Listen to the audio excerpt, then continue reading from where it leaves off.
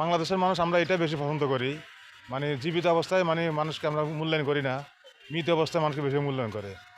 আসলে হাদি ছিল আমাদের সবার অন্তরে, হাদিকে আমরা সবাই অনেক ভালোবাসতাম। হাদি ভাই সব দিকটা আমাদের ভালো লাগে, শহীদ হয়েছে, চির অমর হয়েছে, খুবই ভালো লাগে হাদি ভাইকে আমাদের। ওনার কোনো একটা খারাপ দিক আমি দেখি না, ওনার সবচেয়ে ভালো দিক হলো গিয়ে উনি যতগুলো কথাবার্তা বলতো সবাই আমরা অনেক ভালোবাসতাম, অনেক পছন্দ করতাম তাকে। তাই আজকে আসছি আমি কুমিল্লা চৌদ্দগ্রাম থেকে, এসে মানে হাদির কবর জিয়ারত করলাম কিছুক্ষণ আগে। আমি আল্লাহ তাআলার কাছে একটা কথা বলবো, হাদি সহ যত কবরবাসী আছে সবাইকে আল্লাহ যেন জান্নাতবাসী করুক। হাদি ভাই চির অমর, হাদি ভাই সবসময় থাকবে আমাদের অন্তরে, হাদি ভাই সবসময় থাকবে আমাদের অন্তরে। হাদি ভাইয়ের জন্য শুভকামনা রইল, দোয়া রইল, হাদি ভাইকে আল্লাহ জান্নাতবাসী করুক। পুলিশ শাস্তি দিয়েছে, আমি মনে করি সন্তুষ্ট অবশ্যই এটাতে, কারণ সাধারণ মানুষ যে এখানে হিবিজিবি অবস্থা করবে বা পরিবেশ নষ্ট করবে, আমার দিক দিয়ে ভালো হয়েছে একদিক দিয়ে।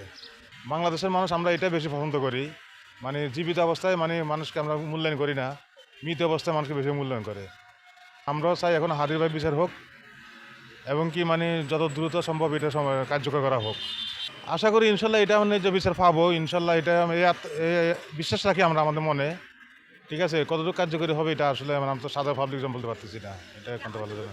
আমার আমার আমার জানার মধ্যে এই সরকার আমলে করা উচিত ছিল, যেহেতু 12 তারিখ নির্বাচন, এখন আর সময় নাই। তা আমি সামনে যে নির্বাচিত হোক, যে সরকার আসুক, আমি চাই অন্তত হাদি ভাইয়ের সুস্থ বিচারটা হোক, এবং কি মানে তদন্ত করে সুস্থ মানে এটা তাকে মানে সবাইকে হত্যাকারীকে আইনে আনা হোক, বা এটা মানে সুস্থ ভালো একটা বিবেচনা করে বা আপনার বিচার হোক, এটা আমি মনে করি, আমি চাই।